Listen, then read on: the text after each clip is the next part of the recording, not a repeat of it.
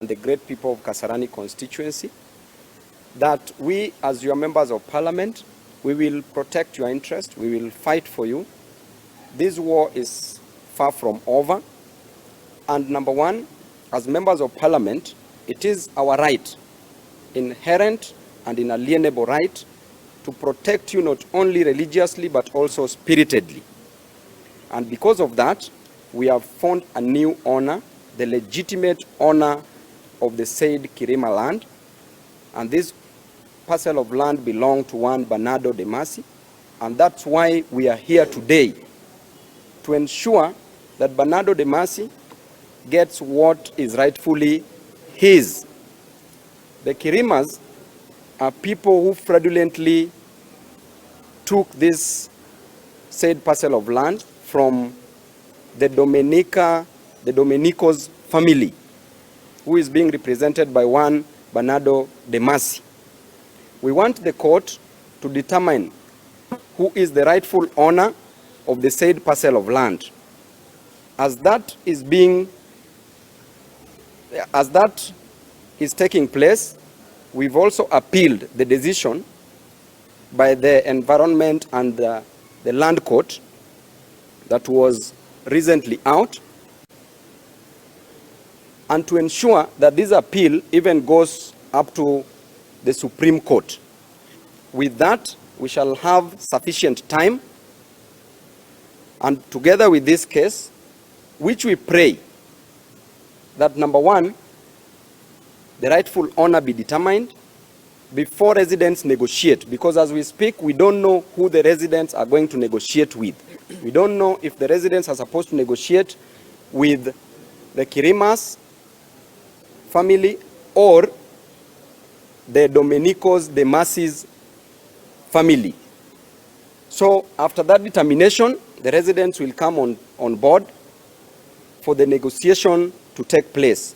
Number two, because of this is not a case that is going to end today or tomorrow.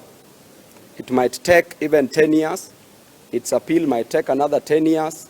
The Court of Appeal, that is, and the Supreme Court might take another 10 years.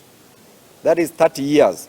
Together with the appeals that we filed, another 10. That is 50 years of negotiation.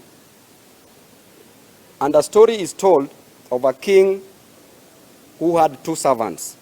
These two servants lied to the king that they could make the king's horse to fly. The king, having realized that they lied, the king jailed them and condemned them to death. A night before their execution, the king called them to hear their last word. Then one of them said that he had nothing to say. Therefore, he was ready to be executed the following day. While another one told the king that he needed another 6 more months to make the king's horse fly. So the king said that one to be executed, and the one who needed 6 more months was also given that time. So when they went back to the prison cell, the one who was to be executed the following day asked the other one that, why did you lie to the king again, that you can make his horse fly, yet you know that the horse cannot fly? And he said that within 6 months, a lot can happen.